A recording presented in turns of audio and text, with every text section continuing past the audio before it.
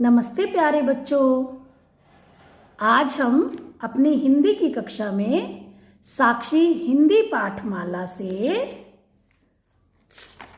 पाठ संख्या 7 मृग का पुस्तक अभ्यास करने जा रहे हैं। तो आप जल्दी से पृष्ठ संख्या 32 निकालिए। चलिए अभ्यास शुरू करते हैं। प्रथम प्रश्न है, पढ़ो और बोलो। यहाँ मैं कुछ शब्द पढ़ने जा रही हूँ। आप मेरे पीछे पीछे इन शब्दों का उच्चारण करेंगे। मातृ, मातृ अर्थात माता। दृग, दृग अर्थात नयन, नेत्र, और आप कह सकते हो आँख। सृजन, सृजन अर्थात किसी वस्तु का बनाना या उसकी रचना करना, उसको हम बोलते हैं सृजन। घृत, घृत अर्थात घी। दृढ़, दृढ़ अर्थात मजबूत या फिर कह सकते हैं पक्का, जैसे यह मेरा दृढ़ निश्चय है। प्रश्न संख्या 2, मिलाकर लिखो। इसमें हमें कुछ वर्ण और मात्राएं दे रखी हैं, जिन्हें हमें मिलाकर एक साथ यहाँ लिखना है। तो चलिए देखते हैं। माँ जमा त जमा री की मात्रा क्या बन जाएगा? मातृ। चलिए यहाँ इसे लिखते हैं। माँ त्रि, त और त के नीचे री की मात्रा। यह री की मात्रा बिल्कुल अंग्रेजी के वर्ण सी जैसी बनती है, तो हमने यहाँ लिख दिया मातृ। ख, ख पर है कृ जमा पा जमा ण, क्या बन गया बच्चों? कृपाण। तो लिखते हैं इधर कृ, क के नीचे री की मात्रा, पा ण, कृपाण। कृपाण अर्थात तलवार, मातृ अर्थात माता। अ जमा मृ जमा त, अमृत।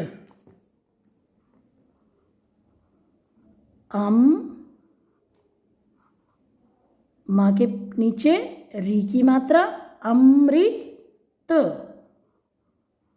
अमृत। अब करते हैं प्रश्न संख्या 3, चित्र को उसके नाम से मिलाओ। तो चलिए चित्र को उसके नाम से मिलाते हैं। सबसे पहला शब्द हमें दे रखा है कृषक। कृषक अर्थात किसान। किसान इनमें से कौन सा है? यह। तो हम कृषक शब्द को कृषक के चित्र के साथ मिला देंगे। गृही, गृही अर्थात घर, तो गृही को घर के साथ मिलाएंगे।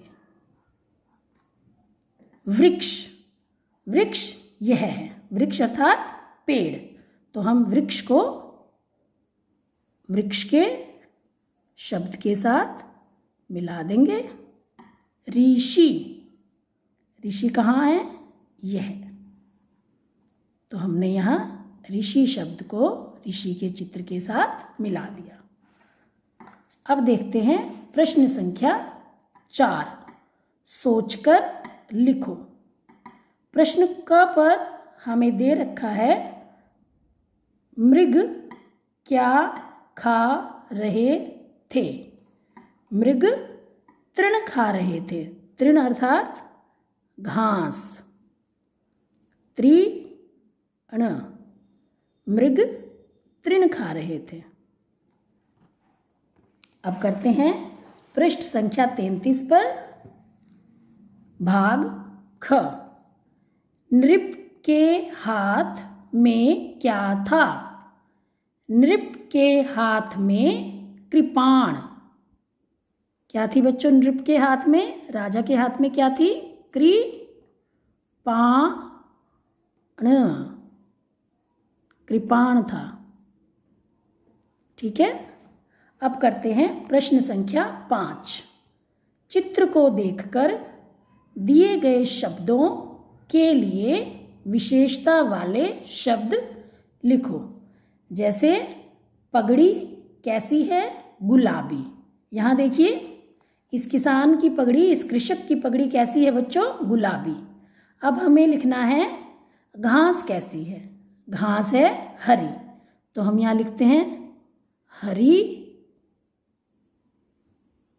घास। ठीक है। वृक्ष, वृक्ष कैसा है? बड़ा। तो हम यहाँ लिख सकते हैं बड़ा वृक्ष। बड़ा वृक्ष। कुर्ता, कृषक का कुर्ता कैसा है? नीला। तो हम यहाँ लिख सकते हैं नीला कुर्ता। अब चलिए मृग। मृग कैसा है बच्चों? मृग बहुत ही सुंदर लग रहा है। तो हम यहाँ लिख देंगे सुंदर। आप इसकी कुछ और विशेषता भी लिख सकते हैं, जैसे छोटा मृग या फिर सुनहरी मृग। यहाँ मैंने लिखा है सुंदर मृग। अब देखते हैं नीचे प्रश्न संख्या 6। नीचे दिए गए शब्द उलट पलट गए हैं, उन्हें सही करके लिखो। यहाँ जो शब्द हैं इनके वर्ण आगे पीछे हो गए हैं, हमें इन्हें सही करके लिखना है। तो चलिए इसको देखते हैं। इस शब्द को हम कैसे लिख सकते हैं बच्चों? पहले हम क्री को आगे लाएंगे और फिर उसके बाद पा को लिखेंगे, जिससे यह बन जाएगा क्री पा। तो चलिए लिखते हैं क्री पा, कृपा। दूसरा शब्द है घ्री।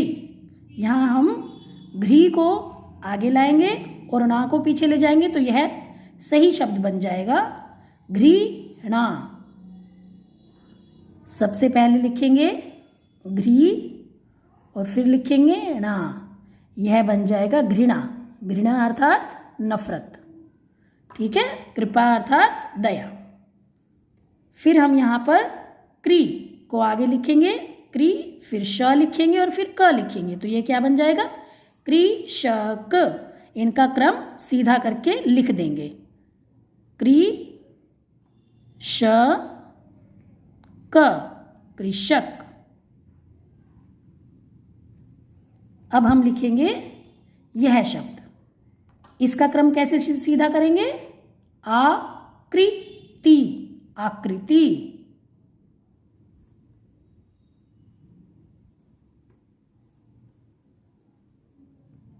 आकृति, आकृति अर्थात तस्वीर इत्यादि। ठीक है, यह उसकी आकृति है। अब इसको कैसे सीधा करेंगे? अमृत लिखते हैं, अमृत, अमृत। ये क्या है?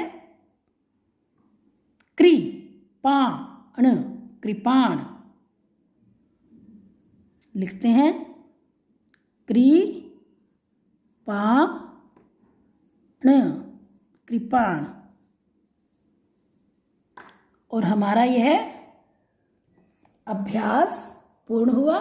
अब आपको यह अभ्यास अपनी हिंदी की पुस्तिका में सुंदर लेख में करना है। धन्यवाद।